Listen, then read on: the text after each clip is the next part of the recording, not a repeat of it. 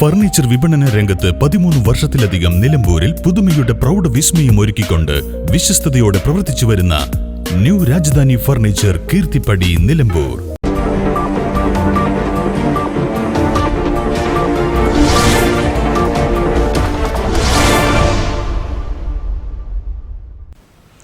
കേരള മദ്യ അഴിമതിയിൽ ഉത്തരവാദിയായ മന്ത്രി MP രാജേഷ് രാജിവെക്കണമെന്നാവശ്യപ്പെട്ടുകൊണ്ട് യൂത്ത് കോൺഗ്രസ് നിലമ്പൂർ നിയോജക മണ്ഡലം കമ്മിറ്റിയുടെ നേതൃത്വത്തിൽ നിലമ്പൂർ ടൗണിൽ പന്തം കൊളുത്തി പ്രകടനം നടത്തി. പ്രതിഷേധ യോഗം ബ്ലോക്ക് കോൺഗ്രസ് പ്രസിഡന്റ് പല്ലളി മെഹബൂബ ഉദ്ഘാടനം ചെയ്തു.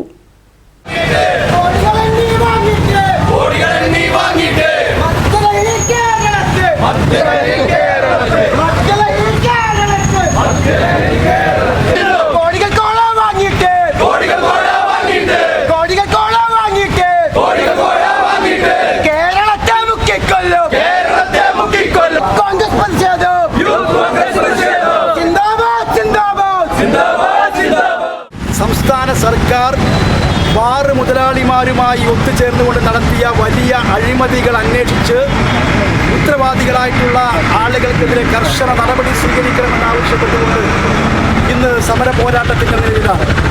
മന്ത്രി രാജേഷും മന്ത്രി റിയാസും ഉൾപ്പെടെ പിണറായി വിജയന്റെ ഒത്താശയോടുകൂടി സംസ്ഥാനത്തെ മദ്യ മുതലാളിമാരുമായി ഒത്തുചേർന്നുകൊണ്ട് നടത്തിയിട്ടുള്ള ഈ വലിയ അഴിമതി കേരളത്തിന്റെ ഖജനാവ് കൊള്ളയടിക്കുന്ന രീതിയിലേക്ക് കാര്യങ്ങളുമായി മുന്നോട്ട് പോവുകയാണ്.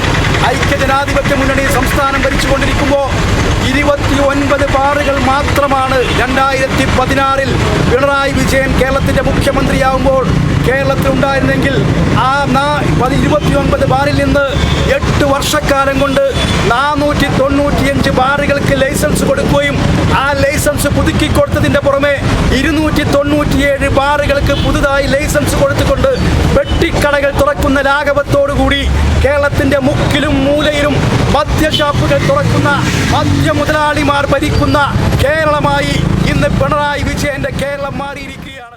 പ്രസിഡന്റ് അമീർ പൊറ്റമ്മൽ അധ്യക്ഷത വഹിച്ചു.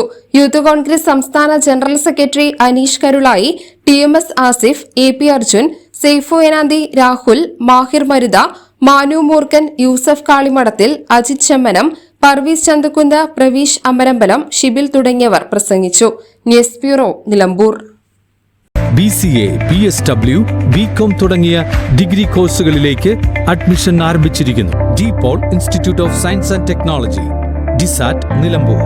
നിലമ്പൂരിന്റെ ആതുര സേവന രംഗത്ത് ഡോക്ടർ കൃഷ്ണവേണിയുടെ നേതൃത്വത്തിലുള്ള പുതിയ മാനേജ്മെന്റിന്റെ കീഴിൽ അത്യാധുനിക സൗകര്യങ്ങളോടുകൂടി Devi Janani maternity and general hospital, Kaluthumkadavu, Nilambur.